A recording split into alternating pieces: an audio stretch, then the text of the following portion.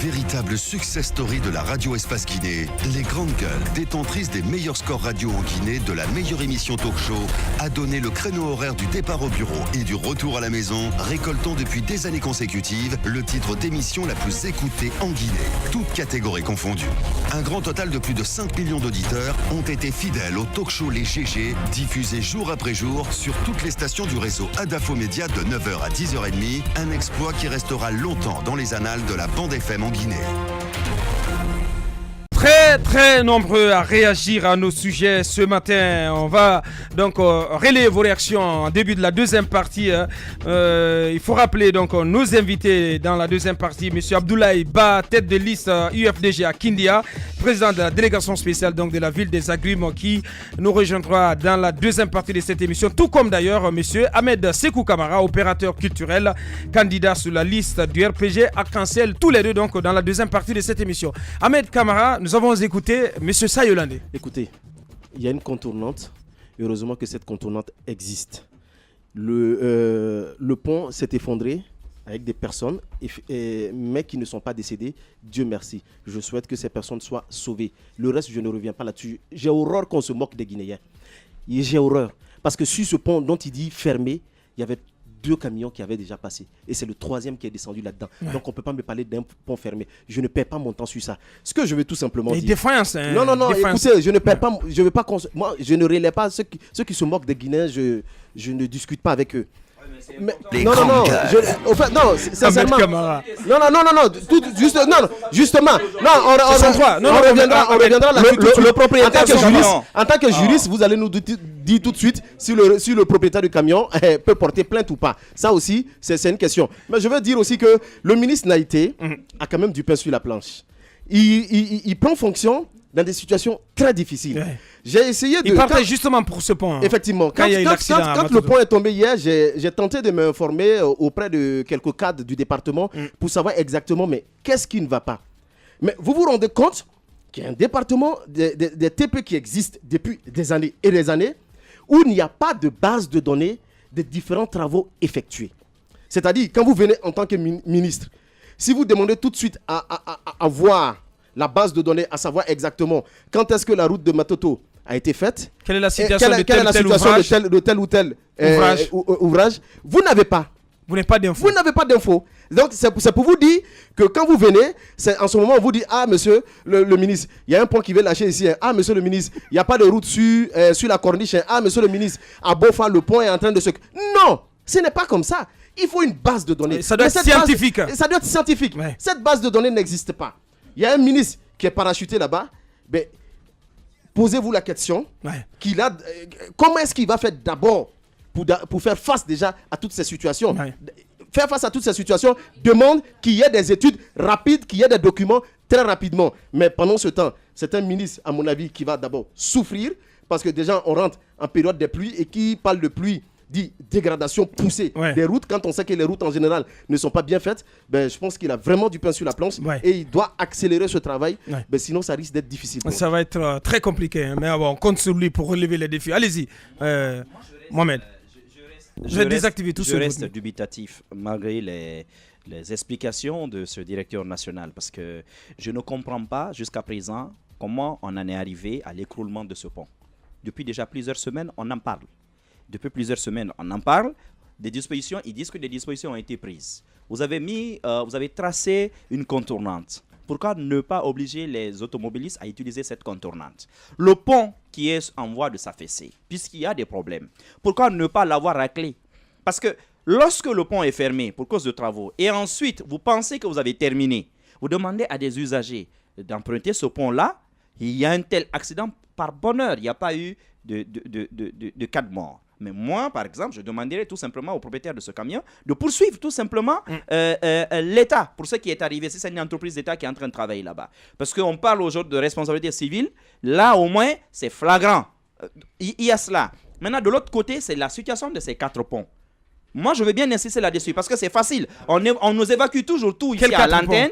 Il y a des ponts mobiles, des ponts de secours que la France a octroyés à la Guinée. Les 4 ponts existent. D'accord, on le sait ailleurs, dans d'autres préfectures, récemment, dans un passé récent, on en a déployé. Mais quelle est la situation? On a déployé un pont, mais quelle est la situation des 3 autres ponts? Moi, j'aimerais bien que le ministre se penche là-dessus, qu'il demande des comptes pour ces ponts-là. Parce que nous sommes dans un pays où on peut cannibaliser les rails, à plus forte raison, les ponts. Merci. Allez-y, Mafoudia. Alors, c'est vrai que la situation est critique, mais moi, je voudrais bien que pour des choses comme ça, avec des départements comme ça, qu'on sorte de l'urgence pour certains travaux. Parce que souvent, on a tendance à aller à la hâte et puis c'est pour se retrouver avec des travaux qui ne tiennent pas. Ce qu'Ahmed vient d'énumérer, c'est un vrai problème. Et on espère que le ministre Naïté, il ne va pas vouloir tout faire pendant qu'il est là. En tout cas, pour les mois qui restent à la gouvernance Condé. Il faudrait qu'il y ait un plan, même si c'est 2 ponts qu'il va donner à la Guinée, que ces 2 ponts-là soient donnés dans les règles de l'art avec un financement. Si on veut détailler, avec une bonne gestion, qu'ils ne se disent pas qu'ils viennent pour faire tout à la fois, parce qu'après, ça contribue à sortir de l'argent et on se retrouve avec des travaux qui sont aussitôt gâtés et c'est un pas en arrière encore et on se retrouve à refaire la même chose d'année en année. Merci Mafoudia. Jacques Léo. Je pense qu'il n'y a pas de nouveau chantier qui soit lancé. La plupart du temps, en tout cas pour c'est du rafistolage. C'est-à-dire que c'est parce qu'un pont veut lâcher, on va pour faire le travail. Et alors qu'il y a à travers le pays beaucoup de problèmes, d'autres l'ont déjà dit, il y a beaucoup d'infrastructures, beaucoup d'ouvrages qui ont des problèmes, mais on laisse toujours à la dernière minute pour se lever et venir raccommoder. Je crois qu'on parle de l'Insan. La dernière fois, c'était le cas de Kassoya tout près. On ne parvient toujours pas à doter, n'est-ce pas, ce oui, les travaux ont été engagés de ce côté. Les travaux sont lancés, mais quel genre de travaux? Moi, selon les informations que j'ai, ce n'est pas un pont, comment on appelle ça, en tant que tel. C'est une réflexion. On est en train de du bois qui existe pour permettre... Au moins ça, parce que c'est une première. Ce n'est pas au moins, il nous faut un pont là-bas. Il faut un pont. Aujourd'hui, il y a des milliers de Guinéens qui sont là-bas et qui viennent travailler ici à Conakry. Ce n'est pas un rafistolage qui peut arranger les gens. Aujourd'hui, c'est avec des pirogues, les gens y traversent. Et c'est la saison des pluies, il y a de l'eau suffisamment. Il y a des risques. Voilà, il y a des risques. Bien, allez-y Antoine, pour clore. Les travaux de ce côté doivent durer 45 jours. Et du côté des Kansoya? De Kansoya. Il faut dire, il y a tout de même une volonté affichée par Naïté pour faire en sorte que nos routes soient enfin refaites. Mais j'imagine un peu le poids moral qu'il doit avoir aujourd'hui. Parce que Naïté, il faut le rappeler, dans cet accident, a échappé bel et bien a échappé de belle, ouais. On l'a suivi, c'est lui qui... Échappé belle. C'est entre ses mains qu'Abdoulaye pratiquement a rendu l'âme, parce qu'il lui tenait la main lorsque celui-ci il était encore conscient. Donc j'imagine dans quel état il doit se trouver. Ouais. Donc si on nous apprend qu'aujourd'hui le pont de Lys encore s'est effondré, et donc, Naïté a du pain sur la planche, mais la communication tout à l'heure du directeur national de l'entretien routier, c'est purement démagogique. Non, pas du tout, Antoine. Mais si, c'est purement démagogique. Comment ça? Comment c'est démagogique? On ne peut pas. Attendez. Qu'est-ce que vous voulez qu'il dise? Mais il vous a dépeint une situation, vous voulez qu'il raconte quoi? C'est bien de vouloir. Pas la route. D'abord, nous avons cet auditeur, la balle des taureaux, qui nous écrit au moment même où on est à l'antenne, qui est à l'Insan. Lui, il habite là-bas. Il nous dit que la déviation dont on parle, elle ne passe que pendant la saison sèche. Donc, en ce moment, il y a de vrais problèmes quand on dit qu'il y a une déviation et que les véhicules peuvent continuer, que la circulation n'est pas bloquée. Il dit que ce n'est pas vrai. Ça, ce sont des gens qui sont sur place. De l'autre côté, la situation des 4 ponts. Attends, la situation des 4 ponts. Du cadre. Alors, je crois aussi. Alors, d'accord. Je te donne alors la parole d'une activiste de la société civile, Fatou Baldé Yansane, qui n'est pas n'importe qui dit à l'époque elle-même avoir été de ceux qui ont déposé notamment les ponts au kilomètre 9. Mais elle est formelle aujourd'hui. Une bonne partie de ces ponts-là ont été cannibalisés et n'existent pas. Bien. Là également, tu n'as pas foi. C'est à voir. Ah ben voilà. Ahmed, rapidement, manque d'électricité à Conakry, des manifestations qui commencent à dégénérer. Et ce matin, on nous apprend du côté des Kagbele, la route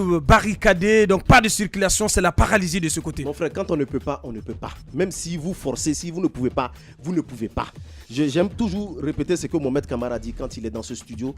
L'homme qu'il faut, à la place qu'il faut, ça nous permettra de diminuer les risques et les dégâts.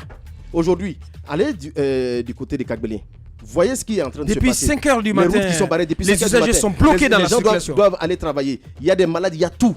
La route est bloquée. On nous annonce que non, il y aura l'électricité, ceci, cela, mais bon, il y aura des tout. On va donc on n'a rien communiqué. vous êtes assis en train de regarder un match, tac, il y a le courant qui s'en va. Je pense que ça doit s'arrêter. Monsieur le président de la République. Et ce qu'il faut, ici, je vais t'aider, Ahmed, je vais t'aider parce que c'est une véritable mafia d'État. Parce que ce qu'on apprend, c'est que Star Oil, qui fournissait donc du mazout, donc du gasoil à EDG, aujourd'hui, elle s'est fait tout simplement renvoyer par le président Alpha Condé, alors qu'elle réclame plus de 40 millions de dollars américains à l'État et s'est fait renvoyer. Et le président, ce qu'il fait, il donne le marché à un de ses amis béninois. D'accord. À qui il donne 20 millions de dollars. Et on fait des révélations la semaine prochaine. Maintenant, je ne sais pas qu'est-ce qu'on allait dire au président, parce qu'on dit beaucoup de choses au président. Ouais. Ça peut l'amener à renvoyer des gens.